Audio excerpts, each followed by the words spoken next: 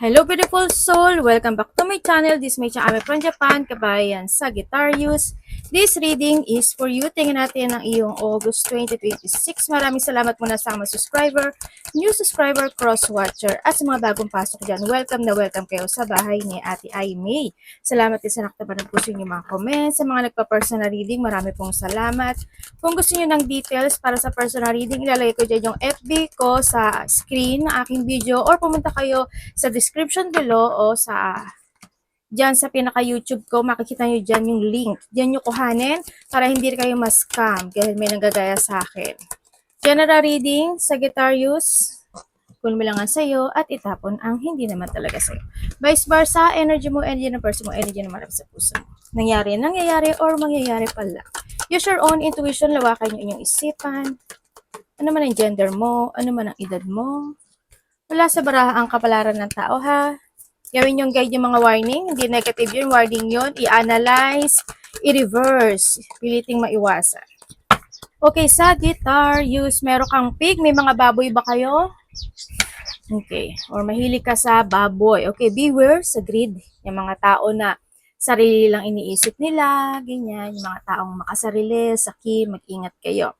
Also, sa iba sa inyo is mag-ingat ka when it comes sa spending ng iyong money, okay? Mag-ingat kayo.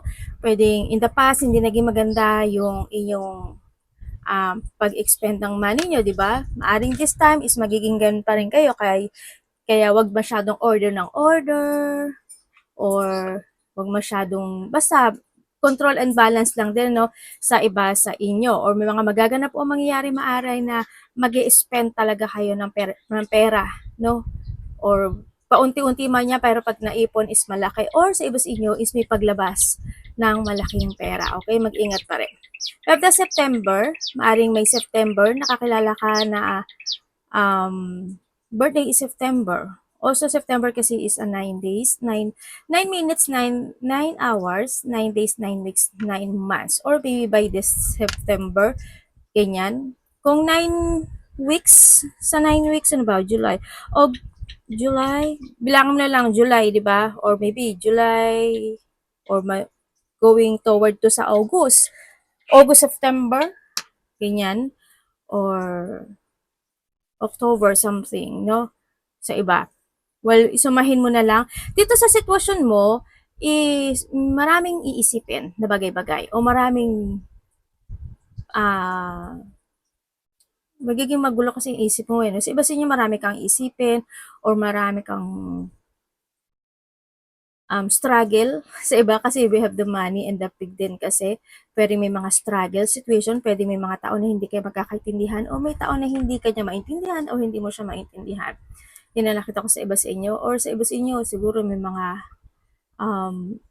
past situation na hindi pa totally resolved, no? Pwedeng na doon sa point na hanggang ngayon is naiisip mo pa yon kasi nandito si Fig nakatingin doon sa iba sa inyo. Or pwedeng may mga iisipin ka related to your business, money, or trabaho sa iba sa inyo. And meron kang hammock, yan, taking vacation physically or mentally. Sa iba sa inyo, maaring nandun yung point na resting time ka, holiday ka, o kaya you are na vacation, di ba? Pwedeng malayo o malapit, you have a travel, pwedeng nandun sa point na yon. O kaya is, mas gugustuhin mo magkaroon ng mental peace this time. Gusto mo mag-relax, gusto mo na mental peace, or kinakailangan, ano, kung may mga sitwasyon na medyo pagod ka, o kaya may mga sitwasyon na gumugulo sa isip mo, ganyan. No? Ako nakita sa iba. So, yung may mga pag-uusapan kayo, maybe, no, na related to a travel or vacation sa iba sa inyo. And feeling tied down or frustrated. Ito na nga sinasabi ko, no. Ingat na lang din kayo sa mga frustration na magaganap o mangyayari sa inyo by this August. Yan, sa iba sa inyo. O pwedeng may tao makakapagbigay na sa iyo o sa sarili mo. Maaring you're doing something na mali, di ba? Na mali yung hakbang, mali yung desisyon, mali yung movement. Tapos, kung magkakagaw-gawan mo din, di ba? Kaya mag-ingat pa rin kayo. Siyempre, always lesson learned sa mga frustration na magaganap sa iyo or may tao na magbibigay nito sa iyo o may mga sitwasyon na mangyayari. New opportunities, possibilities, and a path opening. Yung sa Arqueo, ibig sabihin, is sa iba sa inyo is may mga magbubukas, no? May mag-open na door para sa inyo, may mga mag-open na path para sa inyo. Pwedeng sa love life, pwedeng sa pera o mga opportunities, business o kaya is pwede any opportunity, no? Pwedeng trabaho, yan. May mga ganun situation. Also is the positivity is coming sa iba sa inyo. Yan, may mga at mag-open, sana hindi mo siya ma-ignore, no? Kasi maganda siya kasi alam mo, marami siyang, may flower siya. O marami siyang flower dito. Pero pero dito ha, kung iaano ko si Pig tsaka si Arkway, mag-ingat ka ha sa taong makakasalumuha mo or sa taong makikilala mo. Kasi maaring ito is magiging mabulaklak ang kanyang mga sinasabi. Meron ding tao dito na magiging paligoy-ligoy ang isasabihin sa iyo or paligoy-ligoy yung salita niya o paligoy-ligoy yung either actions, movement, or yung mga basta paliligoy-liguyin ka niya. Walang walang direction or hindi niya i-direct, hindi siya magda-direct. Kaya be careful na lang din kasi nandito si September siya kasi peak, tas andito din si Yok, di ba? Ingat pa rin. Pero, syempre, yung mga new path situation na tatahakin mo this time or mga mag-open sa'yo, congrats kasi yan, maganda siya. Ito yung mga sitwasyon, mga unexpected situation na sinasabi. Sabi niyo may mga unexpected struggle, ano? Yan, may mga unexpected na magaganap o mangyayari. Sabi niyo, unexpected open opportunities, open path, yan. Ibig sabihin, may mga successful sa iba sa inyo is freedom, ito sa mga difficulties o ng mga pinagdaanan na hard work, hardship situation, ganyan. Sa iba sa inyo. And then also, is kaya nandiyan si Arkway. So, dito naman sa July, may September ka, saka July, ano? Sa July, siguro may kakilala ka ng July. O, sa this July, siguro, hindi yung point, may mga unexpected situation this July sa iba sa inyo na hindi mo aasahan, na pwedeng magkakaroon ng mga struggle situation, na maaari magkakaroon ng problema when it comes to a money, business, or trabaho, or may mga unexpected vacation, leave, or sana naman hindi nawalan ng trabaho, di ba? Sa iba sa inyo kasi nagbukas si Arkway, di ba? Yan ang nakita ko sa iba. Ito any situation, kasi may yok din tayo, siguro unexpected, a flow of emotion, ganyan, or mga disappointment, intense, conflict, malaki o maliit yan, lungkot para sa iba mga depression, mga confusion, mga pagkalito sa iba, mga ganyan. It's more on ano siya, emotional pain, heartache, mga ganyan, ano, dito sa sitwasyon. Ingat na lang din kayo sa iba sa inyo. Yan yung mga ano yan, 7 minutes, 7 hours, 7 days, 7 weeks, 7 months. Yan. Iba dito siguro, ano, before ending of this year, no? Yan, maaari may mga unexpected situation. Unexpected of archway. Yan, mga opportunities na mag-open sa'yo, na magiging blossom, kasi we have the flower, yan, sa iba sa inyo. Pero wag kayo magiging kalma kasi andito rin si Yok. Ando yung point of negative and positive, no, na nangyayari sa iba sa inyo. Mangyayari. And may mga misunderstanding. Kaya pala ando si Pig.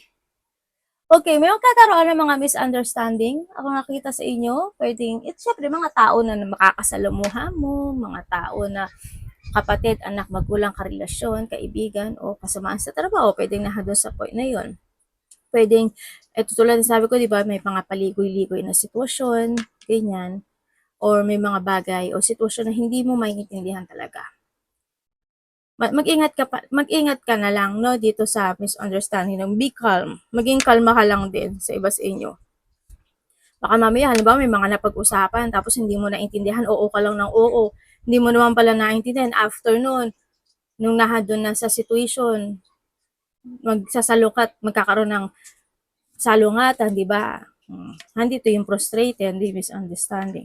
Kaya, be calm, makinig, pag-isipan, advantage and disadvantage. Kailangan palagi mo pinag-iisipan yun, ha? Advance. And we have the great passion. Kung dito mo sa Arkway, tsaka ito, ibig sabihin, this is an opportunity. Sa iba dito, this is a breakthrough para sa inyo. No, siguro you're doing something activity, may mga project, creation, creativity, mga ganyan, may mga gagawin na kayo. Halimbawa, may creativity ka na, magbabakasyon ka, halimbawa, di ba? O kaya, nahando yung creativity mo na makakalaya ka na sa isang sitwasyon mo sa buhay mo kasi andito si Arcway, di ba? Or any situation into your life. Sa iba naman is innovation ito. Ibig sabihin, leveling up, no, ng situation. Ibig sabihin, halimbawa, sa sarili mo, sa pera mo, nagkaroon ng level up, di ba? Kumbaga, 1,000, naging 2,000, mga ganun sa iba sa inyo, or sa iba sa inyo is pagbabalik ng iyong energy level, kumbaga nahandoon sa point na yon. Sa iba sa inyo, maaari nahandoon yung point of mga bagong trabaho, o kaya is you're starting new passion, or you're starting new activity. Pwedeng physically, ganyan. Alam mo, may mga exercise na kayo, ganyan, may mga diet situation kayo, pwedeng nahandun sa point na yon. Sa iba, yeah, may mga great passion ka na gagawin or mga new beginning situation. Dito natin lagay. And, naku po naman, wish not be granted. Okay, broken wishbone. Andito talaga siya, no? When it comes to wall, tsaka broken wishbone, it is a delay situation, ano? Nahandun yung point na yun. Maaring delay or siyempre misunderstanding din, di ba? Yung misunderstanding na yung expected mo sa isang sitwasyon na hindi mo naman pala naintindihan. Expected mo ganito, ganyan, ganon. Madi-disappoint ka, mapoprostrate ka, di ba? Ganon. Hindi mo naman talaga naintindihan. Yun yung, pwedeng may mga ganong sitwasyon. Sa iba naman sa inyo, when it comes to, delay yan. Magkakaroon ng mga delay situation, any situation into your life, sa iba sa inyo, or may mga broken promises, ibig sabihin, kasi handito rin si Pig, ibig sabihin, kung may mga pangako o mga ngako sa'yo, or basta mga pangakong mapapako, ganyan, or mga desisyon na pwedeng magkaroon ng delay, or mga desisyon na magkaroon ng pagbabago. Yan, sa iba sa inyo, no? Nandun sa point na iyon. Bago kayo magkaroon ng misunderstanding or frustration sa buhay nyo, dahil nandito si broken wishbone, kailangan pag-isipan yung maigi bago pa siya maganap, okay? Lalo na pagdating sa pera. Sa pera, sa relationship, kasi also we have the tulip. Ganyan. Sa mga opportunities, andito si business, andito sa mga opportunities o mga project na gagawin nyo, ha? Kasi pwedeng hindi maging maganda yung outcome. Tapos, halimbawa, kung may mga new contract or sign, magsasign kayo, di ba? And hindi mo naman binasa lahat, sign ka lang ng sign, di ba? Example ko lang to, sign ka ng sign, tapos hindi mo naman naintindihan yung lahat, di ba? After nun, mag-struggle ka. Kaya you need to be very careful. Okay? Aware kayo dapat. Energy ni Sagittarius. August.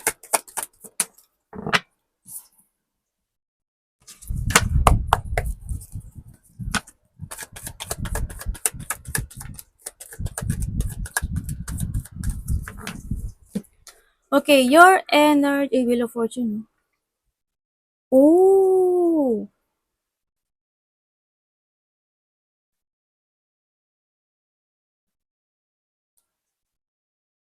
Uy, may good karma ka, oh. Nakaplano na to sa'yo. May darating sa'yo na good karma.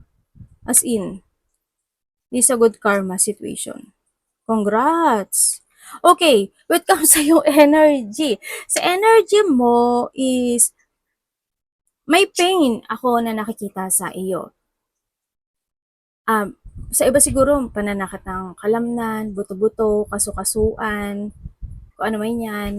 Or sa iba sa inyo is, baka may sakit kayo, no? Yung mga ubo, sipon, lagnat, masakit yung lalamunan, yung throat, may thyroid, basta may atching na atching, nahirapan huminga, yan. Basta related siya sa mga throat mismo, no? Yan, ingat na lang din kayo, no? Sa iba sa inyo. I-remedy nyo kaagad. When it comes sa ibang energy naman, nahandun yung point kasi na may mga bagay ka na gusto mong desisyonan this time. Sa nakita ko sa iyo, may mga bagay na hinihintay ka. Sa iba naman is may mga sitwasyon o bagay na hinihintay o may mga paghihintay ng sitwasyon. Any situation o paghihintay, result, reward, something, kung ano man yan. Andun yung point din na sa iba is maghahanap or may paghahanap ng clarity in some aspect of your life. Sa iba, andun yung point na when it comes sa yung energy, decision making kasi sa iba. Sa iba, ano to, mga situation na gusto mong itama, aksyonan, yan, nagkakaroon ng mga pagpaplano sa iba sa inyo. Yun ang nakikita ko sa iba sa inyo when it comes sa yung energy dito. Yan. But still, you try to make it balance any situation in your life na doon sa point na yon. Alam mo naman yung objective mo this time. Ibig sabihin, alam mo yung layunin mo. Yan, nagkakaroon kasi ng plano. May mga layunin akong nakikita sa iba sa inyo. Nandun yung point na yon. May mga sitwasyon na maybe sa iba is sinahayaan nyo si universe ang magbigay sa inyo ng destiny talaga, di ba? Well, it happened siya. Sa nakita ko dito, it happened. Kasi andito rin sa artway tsaka si Tulip. No, mangyayari siya. Also, this is a sun kasi, ibig sabihin, a situation of enlightenment din ang nakikita ko dito, no? Kasi meron tayong new beginning and the sun, ibig sabihin, magkakaroon ng enlightenment in some aspect of your life. Pwedeng nahadon din yung point na yung mga sagabal in the past situation o yung mga disorganized situation sa buhay mo is this time is nagkakaroon siya ng alignment. Kumbaga, nahadon sa point na yun. Basta don't give up. Ang nakita ko kasi na-align ka na this time, okay? Tingnan natin ang parating kay Sagittarius.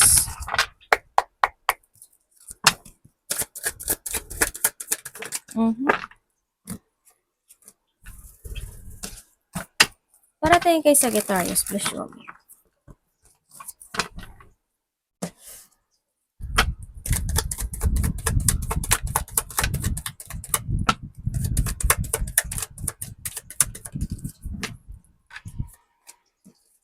Okay, we'll also the sun and the sun. Okay, parating sa iyo. Uy. Tingnan mo ha. We have the 10. Ibig sabihin, merong magaganap sa buhay mo na completion. Ibig sabihin, may matatapos or merong may sitwasyon na malalakpasan mo na in a good way sa iba sa inyo. Completion to eh. Yun ang nakita ko sa iba sa inyo. Congrats! Okay. Dito sa sitwasyon mo, sa iba dito mangyayari to. Maybe by the October, September, October, November. Ganyan. Ay, i-remind ko lang sa inyo June, July, August, September. Sa iba nakalimutan ko kung nasabi ko, hindi ko ata nasabi. Ayun, medyo may mali ako doon. Well, umpisa ko sa iyo. June, July, August, September is the manifestation open portal tayo. Hanggang September. July, August, September, meron ka pang 2 months. Okay? Open portal manifestation tayo. Kaya anything that you manifest, kung bukal ito sa loob mo at talagang you always manifesting, it will happen. Okay? Kaya 4 months ang open portal manifestation tayo. Okay, parating sa iyo within the 3 days, 3 weeks, or 3 months, July, August, September, October, maybe, or pwedeng September, October, or November, para sa iba, there's a blessing coming sa iyo. May mga renewal, abundance, kasiyahan, development, and happiness naman para sa iba. Sa iba naman sa inyo, ay sa mga bagong opportunity or mga bagong idea na pwedeng maganap o pwedeng dumating sa iyo o mangyari no mga foreseeing situation. Yun. And then also, parating sa iyo is merong tao na mother figure siya na maaring kakausapin mo or kakausapin mo siya or magkakaroon kayo ng koneksyong muli. Well, connected naman siya sa'yo or maaring magkakaroon lang kayo this time ng muling pag-uusap o magkakaroon kayo ng connection muli. This a mother figure, malapit ito sa iyo. Handito rin yung point na may mga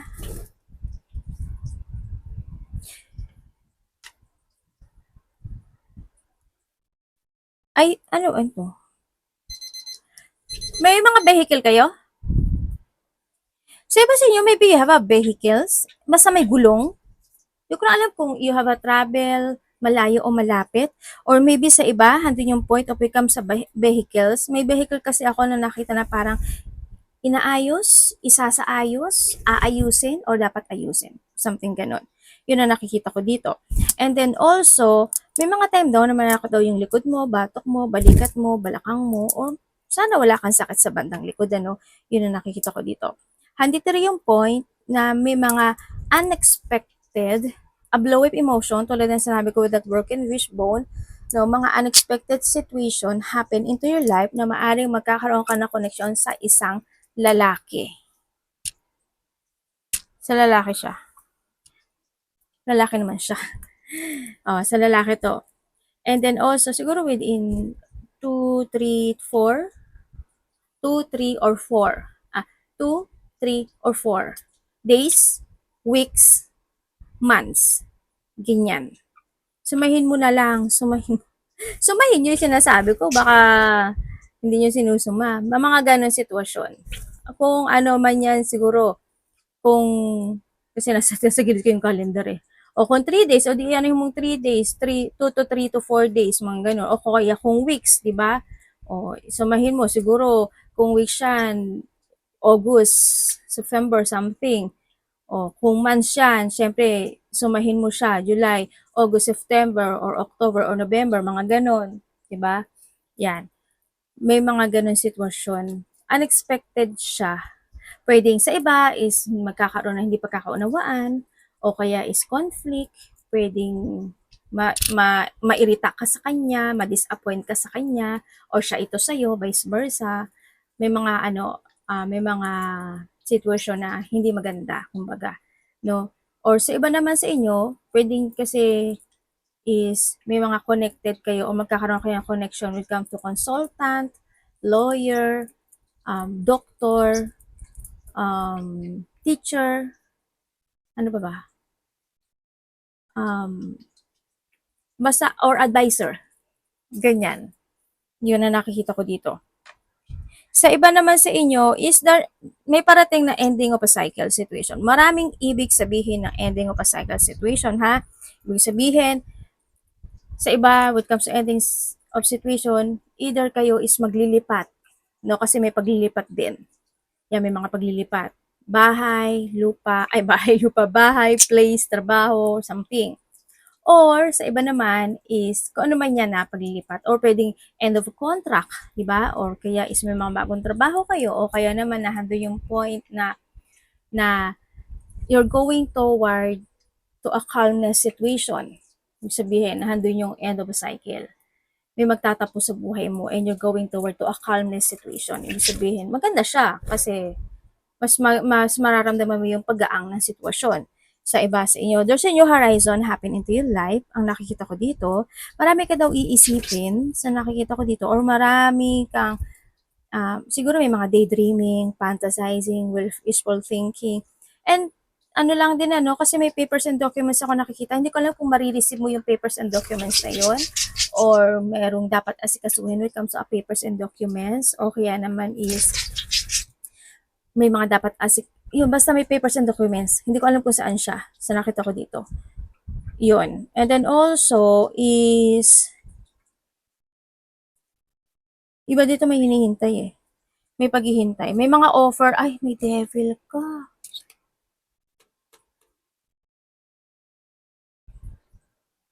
Mag-ingat ka sa isang taong mas bata sa'yo. Kasi, mas bata sa'yo, or may mas bata sa'yo, sa iba mas bata to sa'yo. Sa iba naman, offer to. No, hindi man siya bata, basta there's an offering na hindi maganda.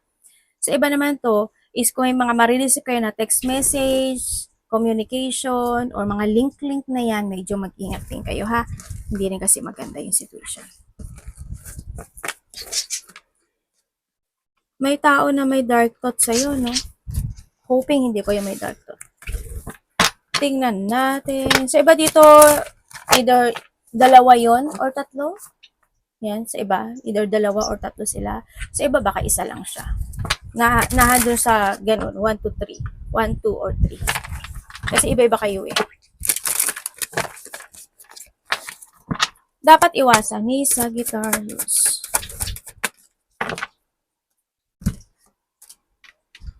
Anak, ano na naman kayong dalawa? Nagkasakitan kayo. Dapat iwasan. Ang kulit ng anak kong dilaw. Makulit yan eh. Masyado eh. Inukulit yung kapatid niya. Okay, dapat mong iwasan, Sagittarius. Iwasan mo, mag-ingat ka. Mag-ingat ka sa lahat ng desisyon mo sa buhay mo. Kailangan pag-isipan mo, pag-aralan mo, siyasatin mo, alamin mo. Kailangan muna, no? Pag-aralan mo muna mga sitwasyon. Bago ka mag-move, mag-desisyon, mag-action, kung ano man yan. Also, iwasan mo hindi mo pag-isipang maigi talaga, ha?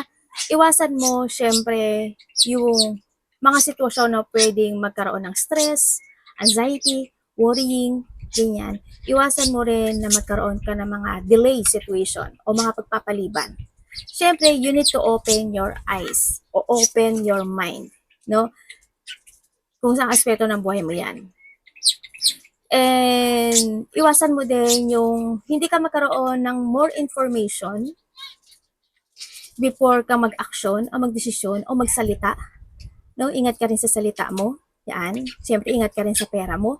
Ang sinasabi dito, kung hindi ka gano'n nag-iipon o paglabas-labas ng pera na yan, medyo ingat na lang din sa iba sa inyo bago pa siya maging chaos sa iba, no? Or pahalagahan mo yung mga tao o yung meron ka sa ngayon. Trabaho, pera, taong mga nagkikare sa'yo, nagpapahalaga sa'yo, yan, no? Pahalagahan mo. Value the person who value you, ang sinasabi rin dito. And syempre, handi rin yung point na be creative, ang sinasabi, iwasan mo na malak of idea ka o malak of plano ka kasi plan is needed din, na kailangan. Yung mga tao na kala mo kung sino, kala mong nagmamagalingan, nagtatalinuhan, kung ikaw ito medyo wag naman sana, 'di ba? Yung mga taong mahilig mag-insulto, taong may masasabi sa iyo, wag ka na lang din makisawsaw if ever, o wag ka na lang din gumante. Yan. Yung mga taong bastos o rude, mga paranoid or being paranoid, ano, kasi minsan sa guitarist medyo may pagkaano din kayo, no?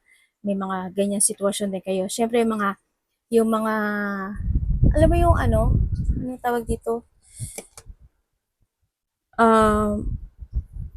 Basta mga taong sinungaling or being sinungaling, mga taong nagmamatalinuhan, nagmamarunungan, na kala mong sino, mga tao na sarcastic, mga ganyan, yung mga tao na ima-mind games ka, or kung ikaw ito, talagang please lang, wag mong gagawin, ang nakita ko, wag mo rin kakalimutan yung sarili mo din, ha, dito, value yourself, then, ang sinasabi rin dito, yun.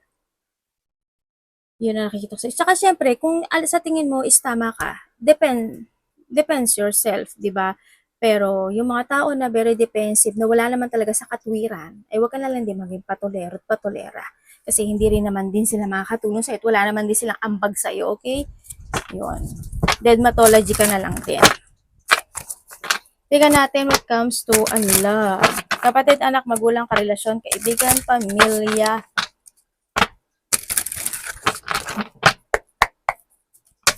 Sagittarius in love.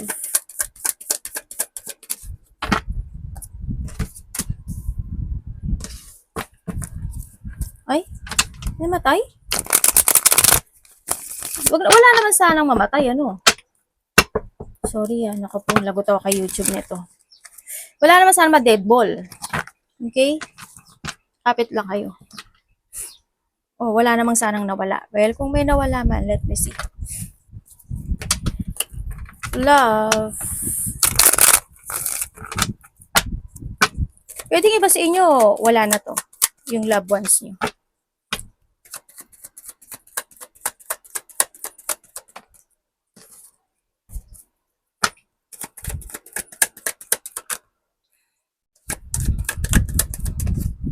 Okay, when it comes sa love, kung single ka, ay magre-resetting ka, oh. Okay, kung single ka, maaring LDR yung iba, no? Yan, maaring isa, dalawa, na may nakakausap ba kayo? Or pwedeng na nandito yung point na nalilito na rin kayo, di ba? Yun. Um, or may makikilala kayo. Kasi may distance to eh. Well, kung meron man, ang nakikita ko kasi dito is pwedeng isa sa kanila or mismong dalawa sila. Mismong dalawa mismo sila no, sa iba sa inyo na magkakaroon ka ng disappointment sa kanila or makakaramdam ka ng lungkot. Yun ang sabi. Kaya be careful, ang sabi dito. Mag-ingat ka raw. Sa iba naman sa inyo, kayo sa nagkahiwalay, yes, maaaring nagkahiwalay kayo kasi kinuha na siya ni Lord, no? Or kung hindi man, is nandun yung point, yes, nagkaroon ng pagtatapos dito sa connection na ito.